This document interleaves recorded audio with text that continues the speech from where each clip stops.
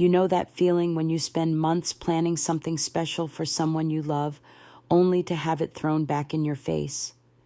That was me standing in my kitchen at 11:30 p.m., staring at my phone after my father just told me I was not welcome at my own mother's 55th birthday party. 3 months of planning, $6,500 of my own money, and countless hours of coordinating had just been dismissed with a single text message that cut deeper than any knife ever could.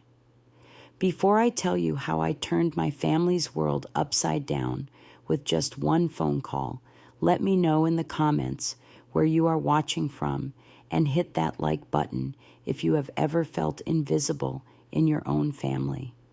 Trust me, you will want to hear how this birthday